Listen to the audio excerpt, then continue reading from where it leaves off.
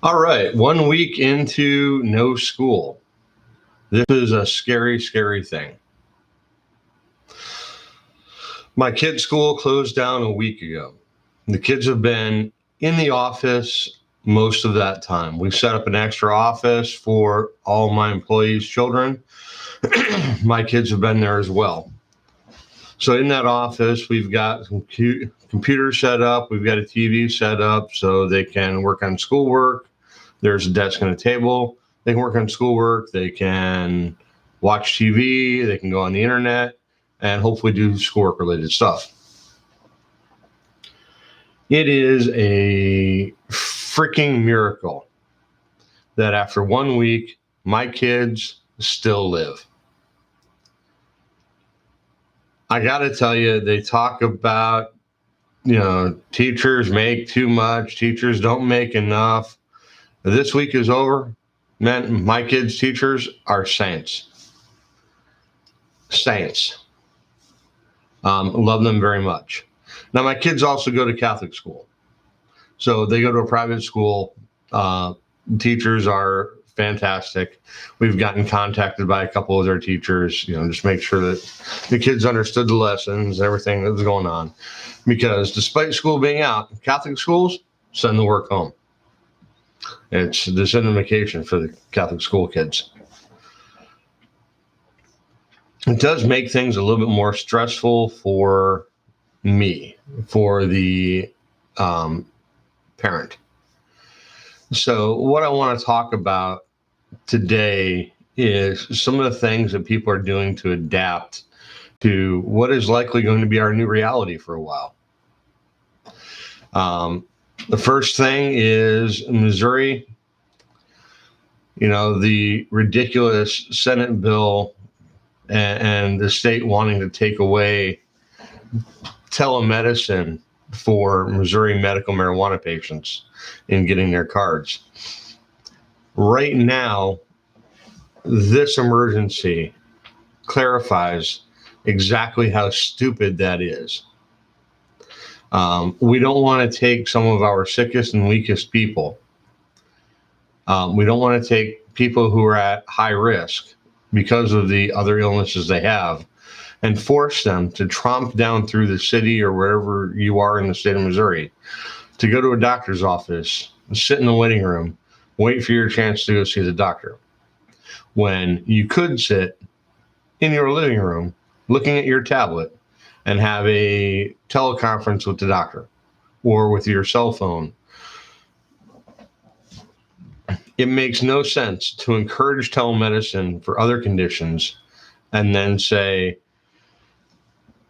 but if you want to follow the Missouri Constitution and get your patient ID card, we are going to deny you the telehealth. So that's going to be a problem. Hopefully that they will be able to get past that. As for people staying home, the new reality, look, I've got a business. I can't stay home. And I was having this conversation with another professional.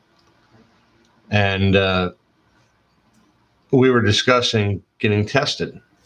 In case you can't tell, it's spring, man. My sinuses act up every spring. I pop Sudafed like it's candy. So when it comes to getting tested, there seems to be a lot of resistance to that amongst the professionals because those are people who, quite frankly, feel too responsible for their people, their companies, their jobs. The idea of being down and out for several weeks is truly scary to them.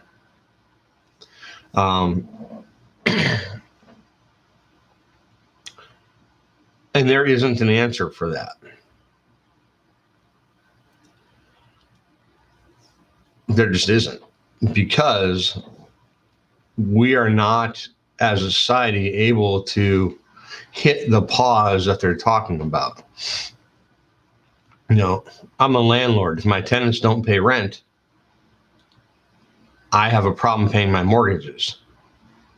So if the state or the federal government said, you don't have to pay your rent anymore, or ordered my tenants to stay home from work, then they can't pay their rent. If there's a block on evictions like New York is doing, then I can't kick them out of my house and put somebody who will pay the rent in. However, my mortgage company still wants to be paid. So unless there's a moratorium on paying the mortgage company, then there's a significant problem on how that is going to manage. And since that pause isn't affecting the entire realm of economic contact that people have, that is a significant problem. And people simply aren't going to follow it. So then we look at what we're going to do for human interaction. People are social animals. We have to have human interaction. Today we have a virtual play date for some of the kids in my daughter's classroom. Okay, they're getting together over Zoom and they're having a virtual play date at home. So I had to set up my laptop for my daughter to be able to do that before I came here for this. That's a good idea. It really is. And the weather is starting to turn nice. Kids want to go outside and play. And by God, the kids are going to go out in the backyard and play. We've got an acre backyard. They're going to go out and run. Or perhaps one of us isn't going to survive. So how are the kids going to manage in this is the same problem that adults have. What are we going to do to keep them entertained, socially functioning, and able to handle this? This past week, I had a really, really rough moment. I was talking with my kids and we were discussing what is going on, why they were at home and not in school. In this case, it was actually why they were in my office instead of at home or in school, and discuss the illness. And that's when I realized they don't really understand what's happening. My youngest son, bless the poor kid's heart. He looked at me and he was like, well, the oldest in every family is going to die, and you're the oldest. It's like, no, kid, no. We might get sick. People are going to die, but no, there's no automatic thing. So poor kid has been running around for several days with that in his head, thinking that his old man was going to die. That's something a 5-year-old doesn't need to be carrying. So we talked about that, but it occurred to me that we're not really communicating with kids what is happening in the world around them. They're hearing bits and pieces, and what they're hearing is that, this is the end of the world, man. We're in a handbasket and we're on our way to hell. And that's not the case. I think, and look, I'm one of the people who thinks that our hysteria over COVID-19 is going to be worse than actually COVID-19. So I hope I'm wrong, but no, I hope I'm right. I don't want to see people suffer either way, but when it comes down to what is going to happen and how kids are handling it, you got to get them out of the house. You got to get them active. You got to get them doing something, just like the adults. You got to get active. You got to get doing something. If you don't have hobbies at home, if all you're doing is sitting there vegetating for 2, 3, 4 weeks while your office is closed and everything else is going to hell, don't waste that time, man. Get online, take some classes online. Go to lynda.com, go to Khan Academy, go do something, learn a new skill, get out in the garage and play with a saw. Go do something.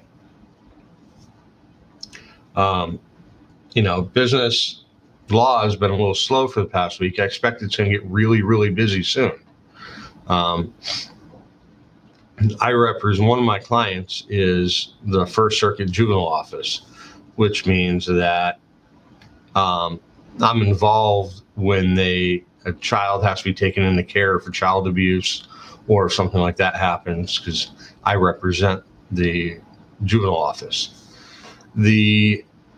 What I see coming as happens anytime you have economic stress, you have people bottled up at home, there's going to be increases of domestic violence coming forward as people start to see shortages in money and have problems. There's going to be problems with child abuse, because the people that are stressing out and people that have those problems, some of them also have problems with how they handle and direct their anger.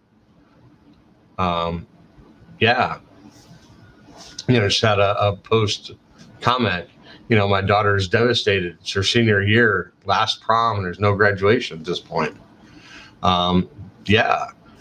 Now, my kid's school hasn't actually canceled the year yet, but all the indications are there. They went ahead and had parents come in and clean out the desk. I mean, when they're cleaning out the desk, that's a real big clue that we're not going to have you back in the school this year. That was too much work getting kids set up in the first place. So, prom's a big thing. I remember high school. It was a big thing for a lot of people. There was a lot of people that didn't like prom because they didn't have dates, and they didn't have, it was a social event of the year, and they couldn't afford the suit, or they couldn't afford the car, they couldn't afford the date. It's a tough thing. I feel for your daughter. That's rough. And the worst thing about it is the kids really don't understand, the high school kids, the college kids, because this illness doesn't hit them anywhere near like it hits older folks. Let's face it, if this illness was hitting kids more than older folks, we probably wouldn't be shutting down all of society for it, because the people this impacts the worst are the people in charge of our governments and our voting blocks. Now, that's the cynic in me, and I'm sorry, but that's the reality. I was talking with my mother about this the other night. She's 73 years old. 73-year-old woman. I understand she is in the prime target range for this. She also lives and works in Branson, Missouri. Now, Branson, high tourist area. They're shut down. A lot of places in Branson are closed.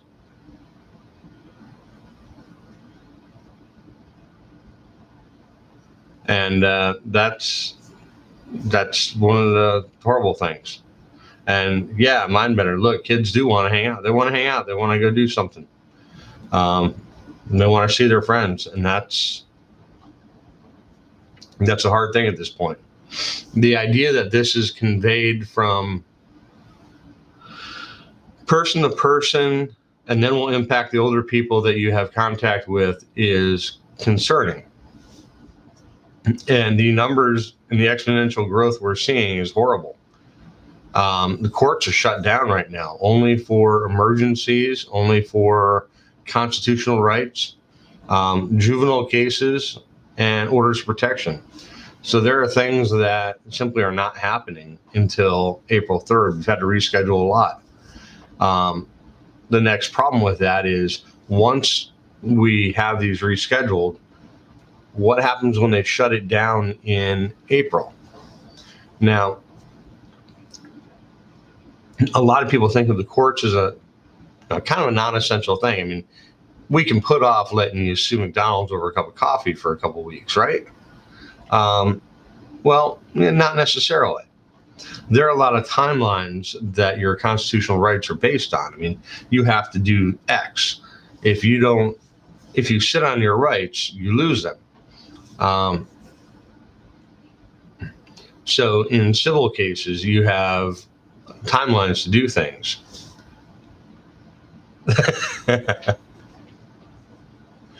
Well, when they're bored and they're walking in the pasture, I mean, go ahead and send them out to do some chores. I'm fix the fence line while they're out there. That's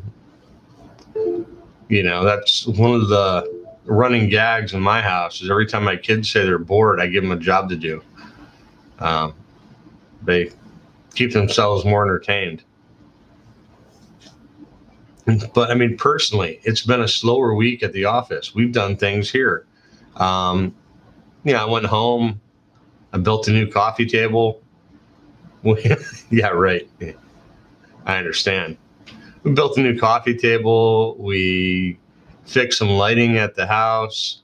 We've done a fair bit of work. We're getting ready to tear the deck apart and start rebuilding some things in the backyard. But it's also time to think about how we're going to move forward. This is time to be looking at things like gardens and small gardens and how you can ease the load on yourself and you have time. Obviously, you have a pasture, mind bender, you probably have a decent garden.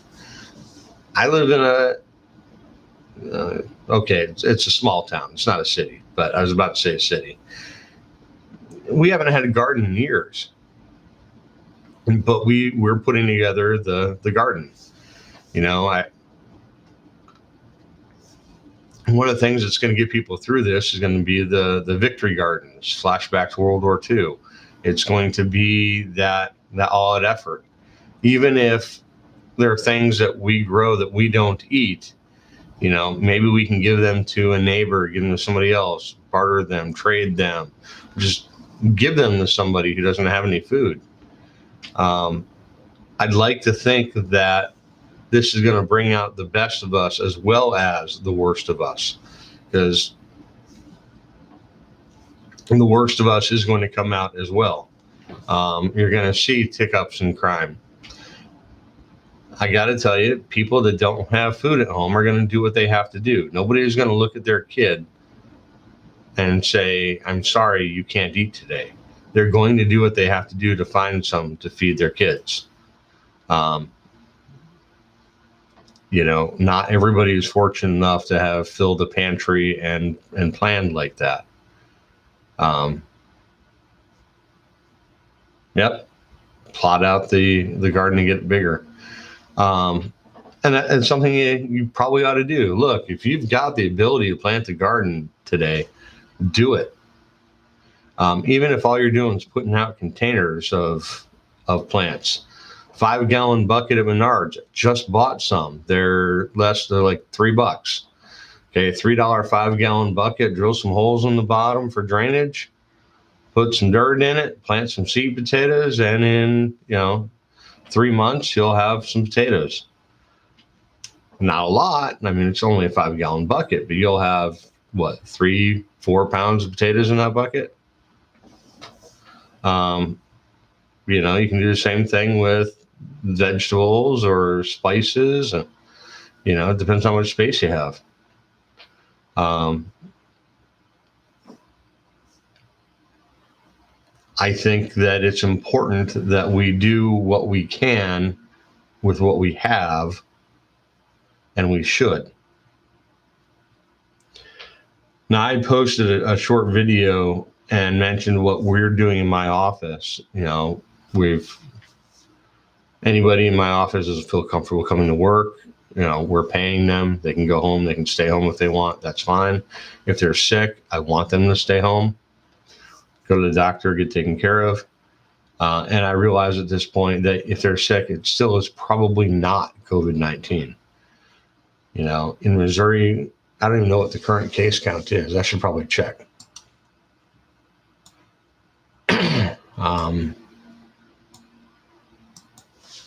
But I will.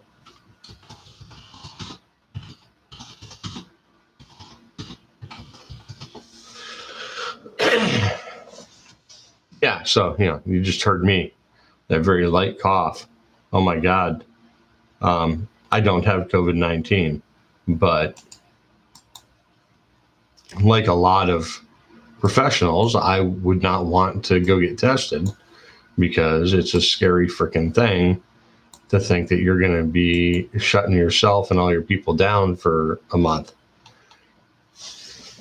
So COVID-19, we now have 73 cases and 3 deaths in the state of Missouri. It is March 21st. 16 days ago, we had 1. So, yeah, that growth rate is pretty freaking scary. And I just, crap, by saying that, went ahead and forced Google or YouTube to demonetize this. We're not supposed to use that word or phrase. So, oh God, I'm sorry, Mindbender. Oh, you used the K word.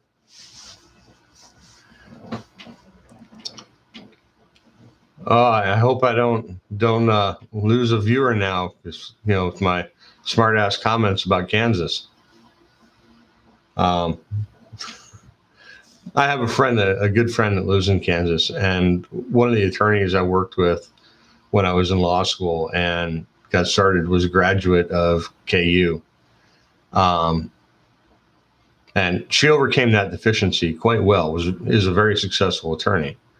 But you can't have an MU graduate that is ever going to say anything nice about Kansas. Except now, I guess we can, because, they're too scared to play us now. But if there are any states that are prepared for social distancing, it's Kansas. I mean, this is Kansas's illness, really.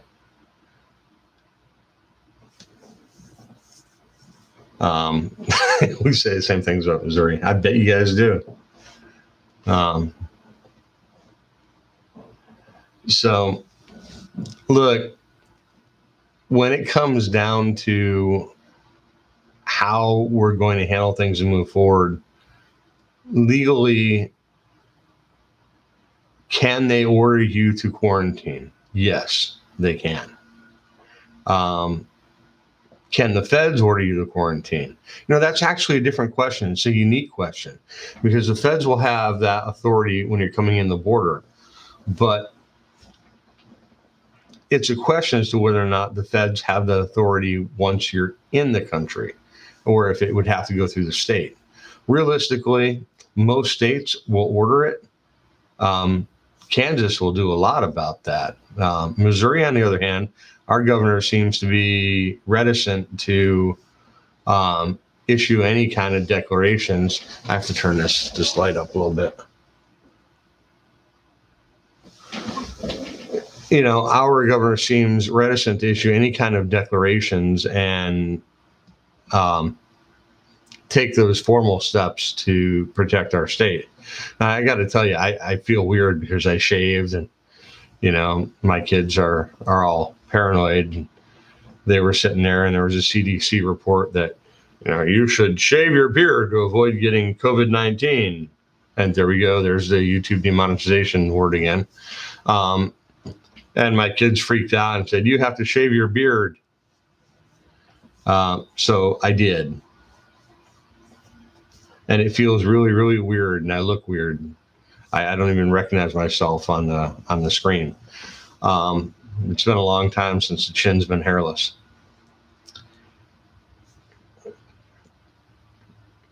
But on the kids, you have an entire generation that is losing a half a year of school, 2 months of school.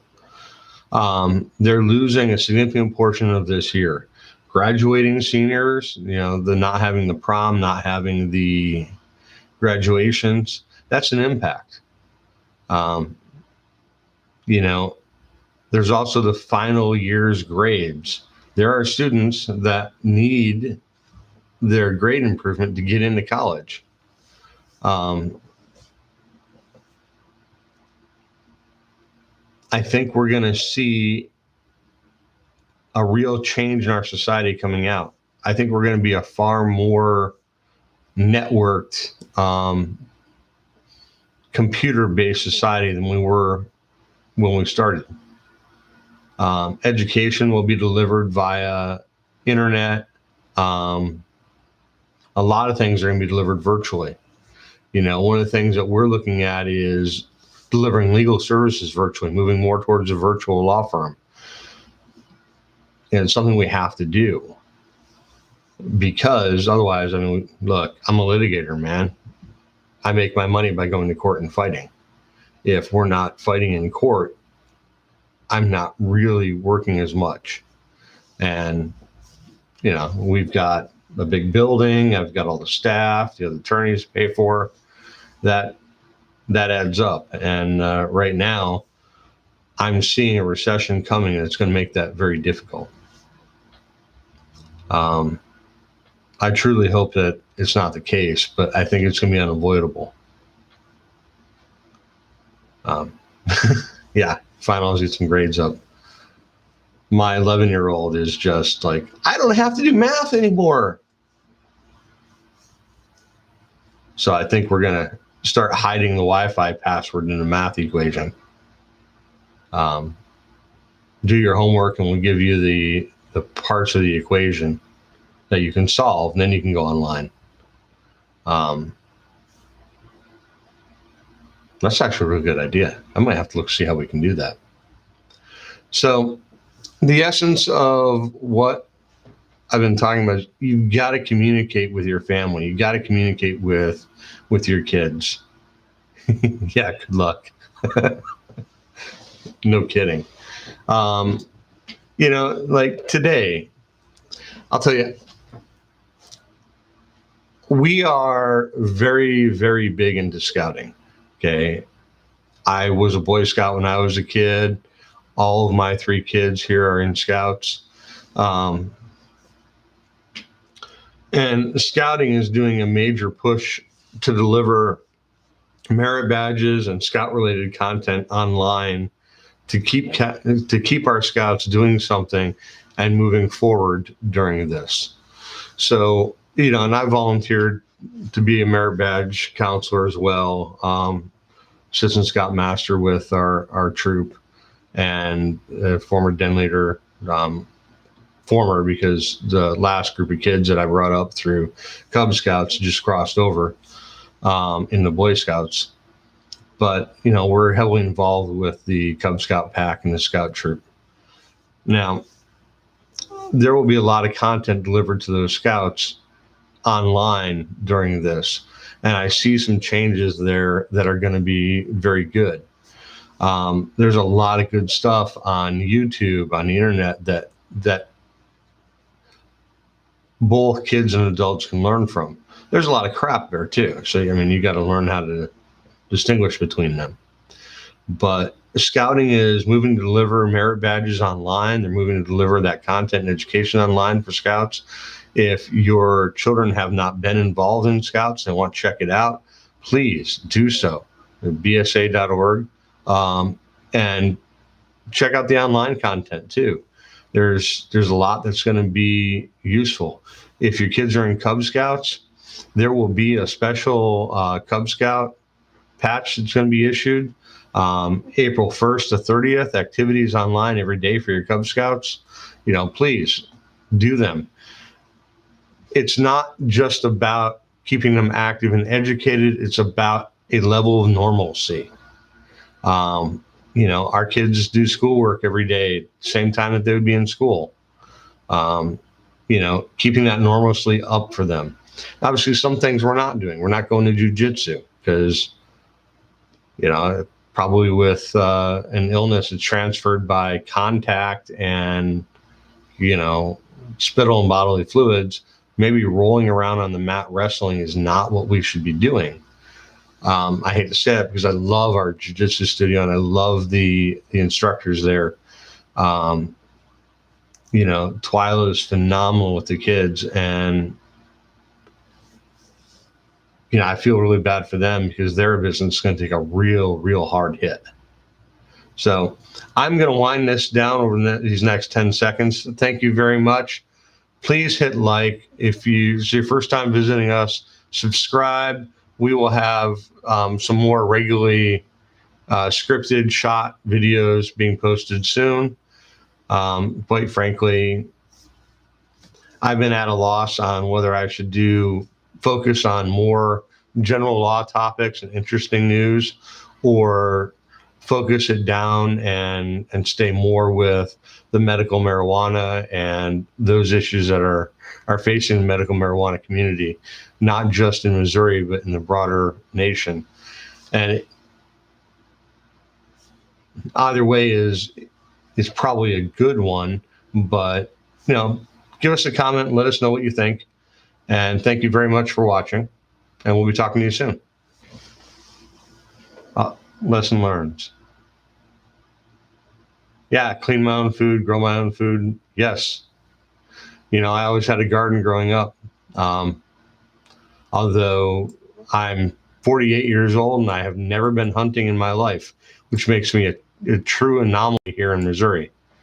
And people assume if we have that conversation, I say I've never been hunting, that I have a problem with it. I'm morally opposed, or I dislike hunting, or I dislike guns. That's an assumption because I'm a lawyer that I must dislike guns and hunting for that reason. No, the answer is no.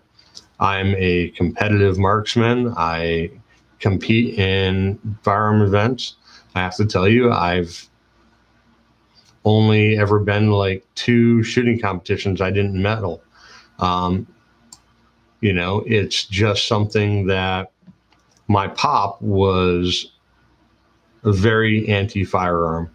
And not that he was opposed to, didn't like firearms, but he came back from Vietnam, and as to the best of my knowledge, never touched a gun again.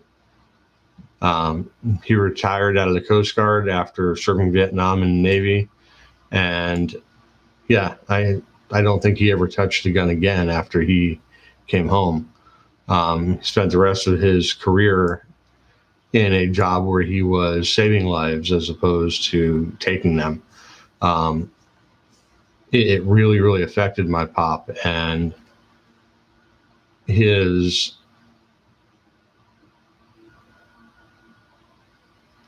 so there was never any of that kind of support. So I learned how to shoot on my own with a Ruger 10/22 in the sand pits when I was a kid. I went out and I bought a Ruger. I shot some BB guns, and became a really, really good shot.